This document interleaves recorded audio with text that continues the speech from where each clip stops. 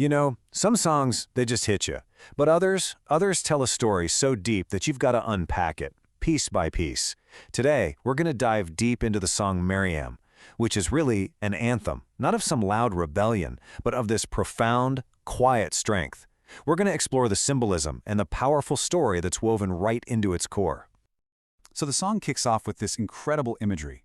Whispers ride on desert breeze, footsteps lost where no one sees. I mean, right off the bat, you're dropped into this huge atmospheric setting. You can almost feel the solitude, right? The mystery.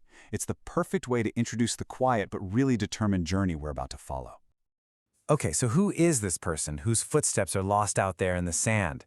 This is where we meet Maryem. She's this figure who's walking a solitary path, kind of somewhere between what's already known and what hasn't been defined yet. But see, Maryem isn't just a name in a song. She's really an archetype, right? A kind of universal symbol. As we see here, she stands for something so much bigger. That quiet strength you need to navigate the space between deep-rooted tradition and your own personal search for self-determination. And this whole idea of walking between two worlds, I mean, this is the absolute heart of her story.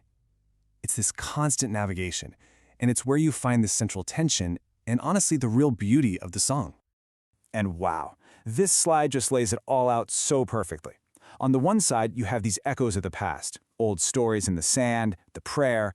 Then on the other side, you've got the present, a hidden smile, a cigarette, her hair untied with no regret. And the thing is, these aren't contradictions. They're just different parts of who she is, all living together. And what's so important here is that she's not picking a side. She's not rejecting one world for the other. The lyrics call it a dance, which is just the perfect word for it. This movement between the now and then isn't some struggle that wears her down. It's the very thing that helps her rise again and rise again. It's where her resilience comes from. Okay, so if her strength is this dance, what's fueling it? Like, where's that power coming from? Well, the lyrics tell us it's not something from the outside, but something she carries deep within her. And this is such a key distinction to make. Her power isn't about loud rebellion. It's an internal source. The song says it's a fire that's soft and slow, a steady, unwavering warmth that guides her. It's a totally different kind of strength, and maybe a much more lasting one, you know? And get this, that fire is tied directly to her heritage. It's fueled by memories, right? A photo of her grandmother laughing, an old tune that she hums. So her past isn't some cage she's trying to break out of. It's the well she draws from to keep moving forward. Which brings us to her sense of agency. Maryem isn't just passively accepting things or drifting between these two worlds. No, she's an active participant in her own life. She is a creator, shaping her own path. The bridge of the song just spells it out for us, step by step. First, she takes the past and she owns it in her own hand. Then, she innovates, she finds a way, she learns to fly. And finally, she creates. She actually rewrites the rules, but not with anger. She does it with a quiet trust in herself. And think about the world she's doing this in. The rules she faces, it says, are written in the dust. What a powerful image, right? It's telling us they aren't permanent. They're not set in stone. They're temporary. And with just a little wind, a little bit of courage, they can be reshaped or even just blown away. So, what's the end game here? What's the impact of this quiet, determined journey? Because her story, it doesn't just stop with her. It becomes a legacy. It becomes a light for other people. And then the chorus just hits you with this incredible line in Arabic. And even if you don't speak the language, you can just feel the power in these words. This is really the heart of the whole song.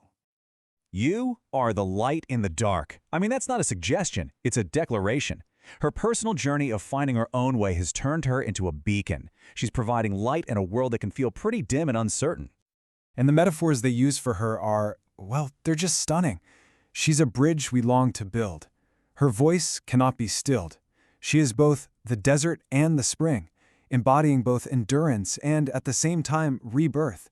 She's not just surviving between two worlds, she's creating a new one from them. The very end of the song, it feels like you're hearing an old legend being passed down. It's about what the future will say about her. It frames her story not as just some fleeting moment, but as a piece of history that's going to last, whispered on the wind. And that right there, that's her ultimate legacy. She wasn't just walking a tough road. She was a trailblazer.